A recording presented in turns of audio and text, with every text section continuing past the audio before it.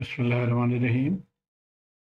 আজকের এই ভিডিওটা হয়েছিল ফ্রম চ্যাপ্টার নাম্বার 6, কোশ্চেন 6.31। বইটা ছিল মিস্টার নিলসনের বই, সার্কিট অ্যানালিসিসের, এবং এই কোশ্চেনের জন্য অনুরোধ করেছে একজন স্টুডেন্ট। তো কোশ্চেন শুরু করার প্রথমে আমরা লিটল বিট ইন্ট্রোডাকশন দেখে নিই। প্রথম ভাগটা বলে two series connected capacitor figure. দেখেন দুটা ক্যাপাসিটর ছিল, are connected to the terminal of a black box at t is equal to 0. এই দুটো ক্যাপাসিটরটা কানেক্ট হয় with the black box, এটাকে ছিল actually load. at t is equal to 0 তে এই সুইচটা কানেক্ট করে দেওয়া হয়। The resulting current IT or t greater than 0 is known as, এটা ছিল current 800 e raised to the power minus 25t microampere। তো এই কারেন্টটা কেমন করে ড্রপ হবে, কেমন করে এটার মধ্যে কনজিউম হবে, তার জন্য আমি ম্যাটল্যাবের একটা ছোটটা প্রোগ্রাম লিখে নিয়েছি এবং সেখান থেকে এই ছবিটা দেখেন। Current gradually from 800 microampere reduce করেছে gradually, and ultimately at infinity এটা 0 হয়ে যাবে। এখন আমরা অ্যাকচুয়াল কোশ্চেনটা দেখে নিই। কোশ্চেনটা দেখেন পার্ট ছিল A B C D E F জি।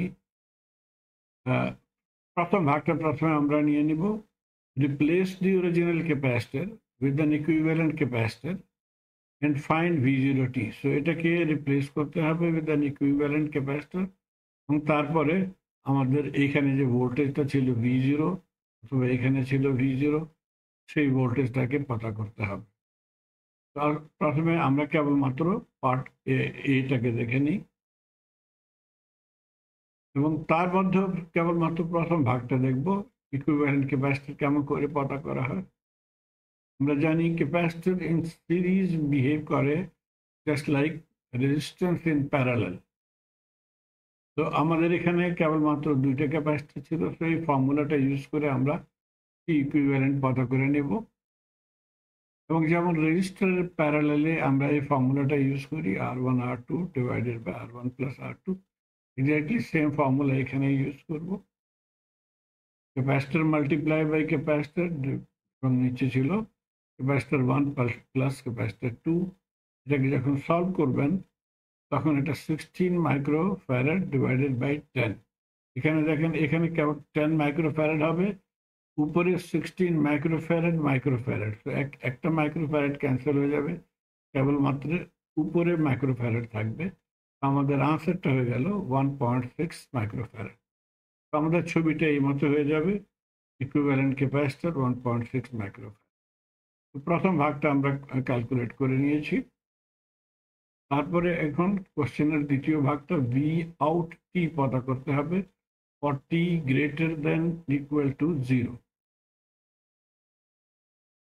তো V voltage across capacitor at any time t, তার জন্য এই ফর্মুলাটা ইউজ করা হয় 1/c integral 0 to t it dt plus V0। এখন এই পয়েন্টটা ইম্পর্টেন্ট। V0 কি ছিল? Initial value, initial capacitor voltage, যেটাকে আমরা আমাদের এই সার্কিটে টি লেস দেন 0-তে যখন এই সুইচটা ওপেন ছিল তখন এই ক্যাপাসিটরটা অলরেডি চার্জ ক্যাপাসিটর কানেক্ট করা হয়েছে এই সার্কিটে, এবং ক্যাপাসিটরের ভোল্টেজটা কি ছিল? এখানে ছিল 5 ভোল্ট, এখানে ছিল 25 ভোল্ট। একটা পয়েন্ট মনে রাখবেন, এখানে দেখেন V1 উপরে নেগেটিভ নিচে পজিটিভ, এখানেও উপরে নেগেটিভ নিচে পজিটিভ, কিন্তু ভ্যালুগুলো ডিফারেন্ট ছিল। এখানে উপরে নেগেটিভ নিচে পজিটিভ, এবং দ্বিতীয় কেসে উপরে পজিটিভ ছিল নিচে নেগেটিভ। এটাকে মনে রাখতে হবে যখন আমরা ক্যালকুলেট করব। এবং V0 যেটাকে বলা হয়েছে সেটাকে আমরা বলবো V0 at টাইম 0।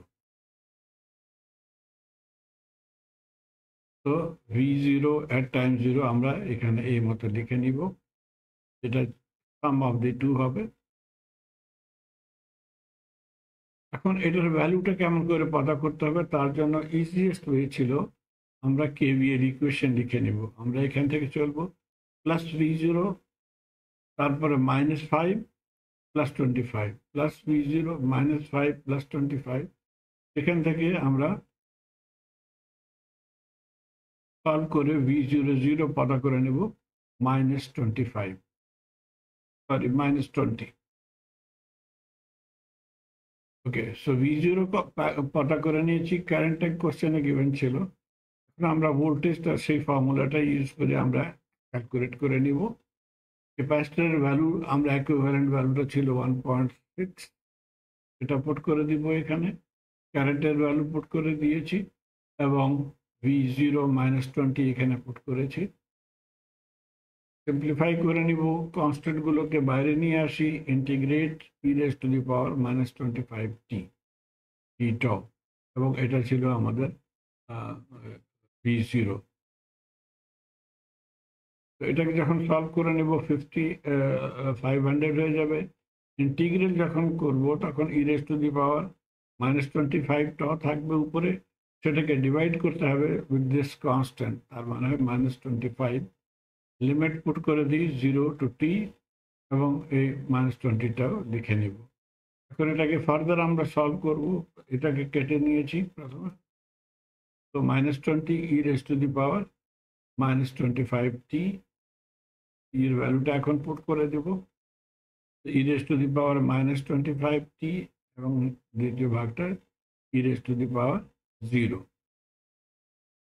e⁻0 আমরা জানি 1 এর বরাবর হয়, তো এটাকে যখন আমরা মাল্টিপ্লাই করব তখন +20 হয়ে যাবে এবং এই -20 কেটে যাবে। তো আমাদের আনসারটা হবে -20 e⁻⁻25।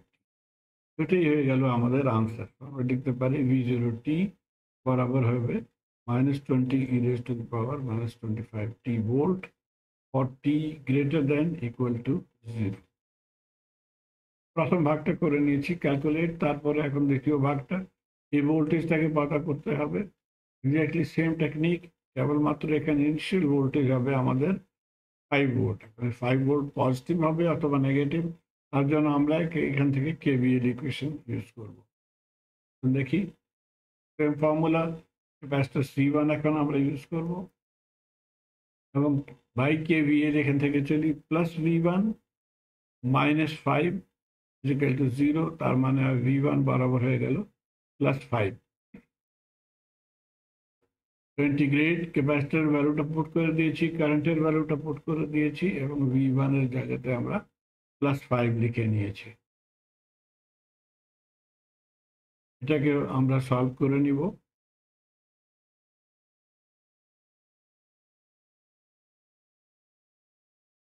এখানে দেখেন, যখন এটা e⁻⁻01 হবে এবং -60 সঙ্গে যখন মাল্টিপ্লাই হবে তখন +16 হয়ে যাবে।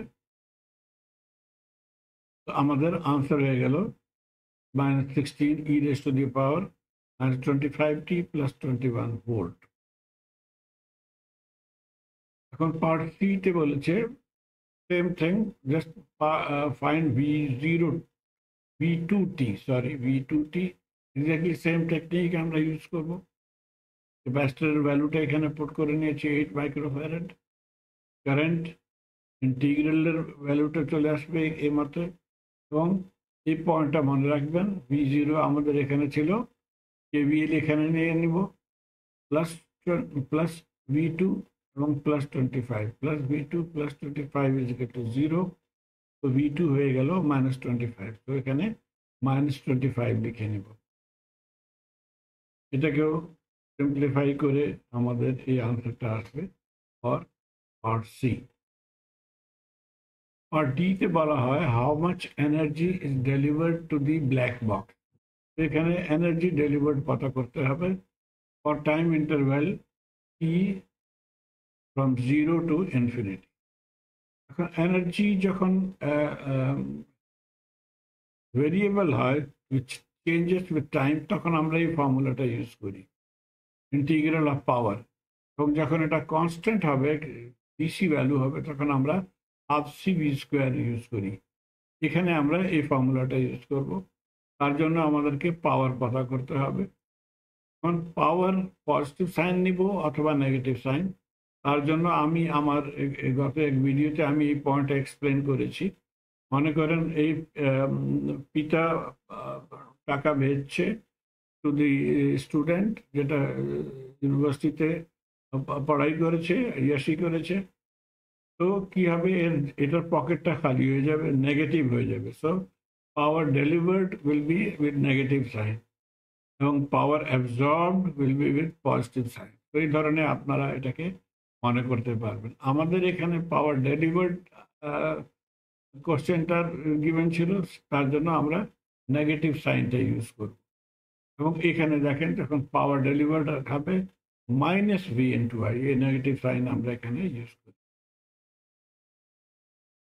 ওকে, এখন ভ্যালু অফ ভি জিরো আমরা অলরেডি ক্যালকুলেট করেছি, আই অলসো আমাদের কোশ্চেনে গিভেন ছিল।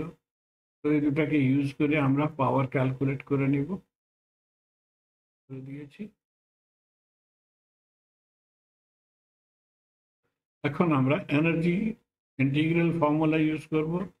একটা পয়েন্ট কেবল এখানে মনে রাখবেন, আমরা লিমিট ফর্মুলাটা t0 টু t ছিল, কিন্তু আমরা এখান থেকে 0 টু ইনফিনিটি নিয়েছি, বিকজ আমাদের কোশ্চেনে বলা হয় t is from 0 to infinity. তো এই লিমিটটা নিয়ে আমরা এটাকে সলভ করব। এখানে মনে রাখবেন আমাদের এই দুটো পাওয়ার অ্যাড হয়েছে, সেই জন্য এটা 50 হয়ে গেল। তো ইন্টিগ্রেট করে নিয়েছি, এখন আমরা লিমিটটা পুট করব। লিমিট পুট করেছি। আই হোপ আপনারা জানেন e raise to the power minus infinity বরাবর হয় 0। কেমন করে হবে তার জন্য আমি এখানে শো করে দিয়েছি।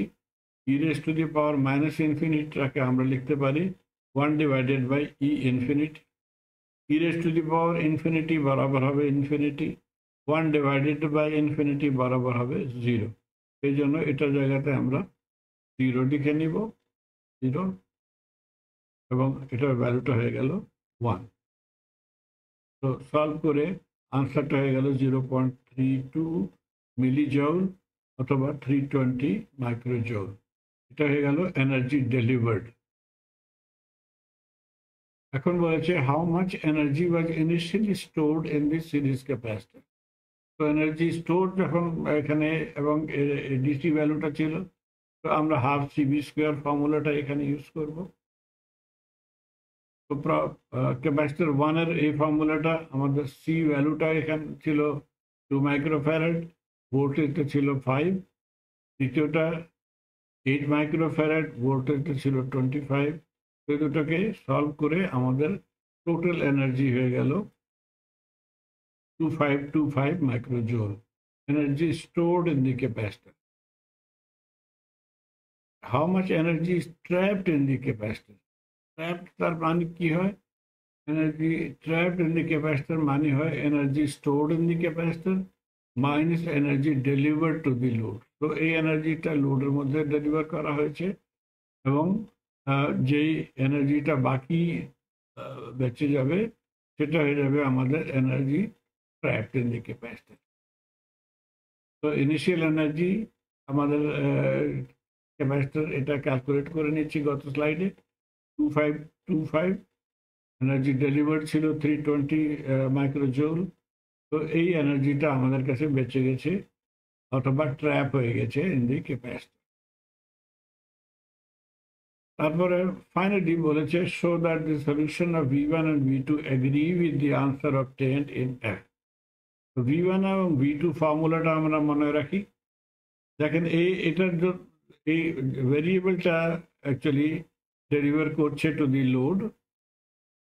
তো আমরা এনার্জি ট্র্যাপ হবে because of this voltage, initial voltage 21 এবং এখানে ইনিশিয়াল ভোল্টেজ -21। তো এই ফর্মুলাটা এগেন আমরা ইউজ করবো, কিন্তু ভ্যালু কেবলমাত্র এখান থেকে 21 নেব এবং এখান থেকে -21। তো আনসারটা হয়ে যাবে 2520। সেই আনসার আমরা এটা স্টেপ F নিয়েছি, এক্স্যাক্টলি সেম আনসার। আমি আশা করি আপনারা এটাকে ফলো করতে পারছেন। Please let me no through your comments. ধন্যবাদ।